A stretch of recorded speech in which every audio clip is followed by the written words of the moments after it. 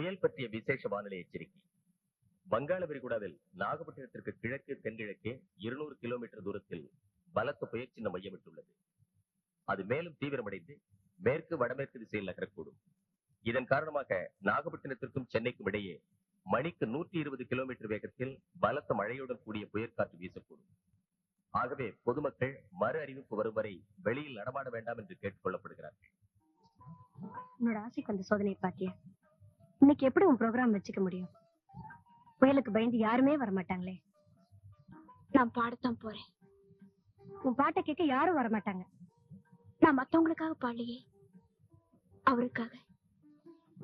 அவர் வருவாருங்கிற நம்பிக்கையில தான் பாட போறேன். அவரால் மட்டும் இந்த புயல்ல எப்படி வர முடியும்? அது என் அதிர்ஷ்டத்தை பொறுத்தது.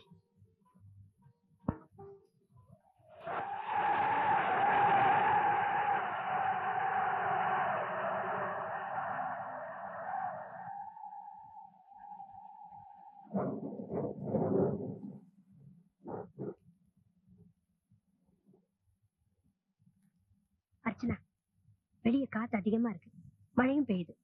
இந்த நேரத்துல போறது புத்திசாலித்தனமா தெரியல. பரவாயில்ல, வா போலாம். Very funny thing sir. Archana வீட்டுக்கு வித்யாசாகர் வந்துட்டு போனதா ஒரு ரூமர். அதை பத்தி என்கொயரி பண்றதுக்காக அவங்க வீட்டுக்கு போறோம்னு ஒரு போன் பண்ணேன். அப்ப அர்ச்சனாவோட செக்ரட்டரி நாங்க கச்சேரிக்கு போறோம்னு சொன்னாங்க. எனக்கு சந்தேகம் வந்தது. அவங்க வீட்டுக்கு போனேன். வீடு பூட்டி இருந்தது. புயல் நேரத்துல ஓபன் ஏர் தியேட்டர்ல கச்சேரி பண்றதுக்கு அர்ச்சனாவுக்கு என்ன தைரியம் இருக்கணும் சார்? இந்த புயல் நேரத்துல யாருமே பாட்டை கேட்க வரமாட்டாங்கன்னு தெரிஞ்சும் அர்ச்சனா ஏன் பாட கிளம்பணும்? There is something fishy.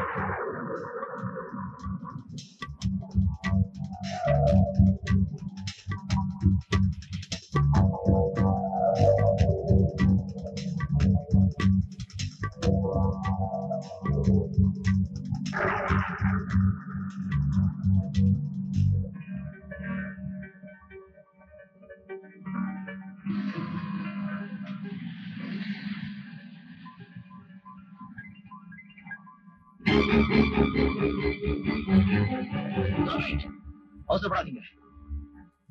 நான் உங்ககிட்ட சரணடைத்தான் வந்திருக்கேன். இனிமே நான் தப்பிக்க போறதில்ல. இனிமே ஒளிஞ்சு திரியற சக்தியும் எனக்கு இல்ல. இப்ப நான் சொல்ல போறதெல்லாம் சத்தியம்.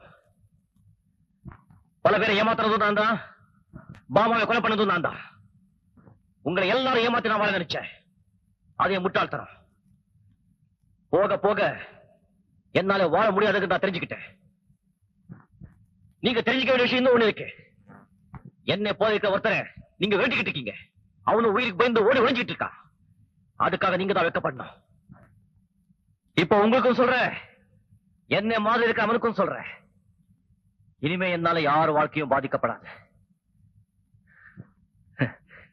அரஷ்மி, இனிமே ஓடுறதுக்கு என் கால தெம்பு இல்ல,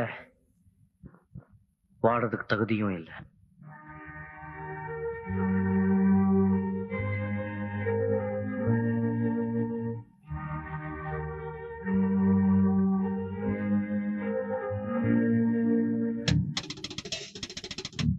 அர்ச்சனா,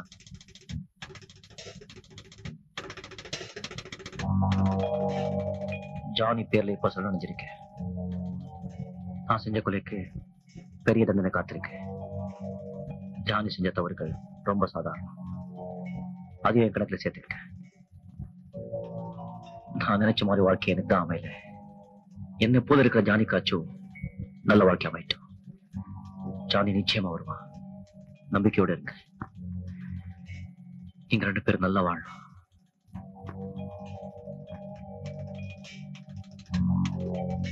குட் பை.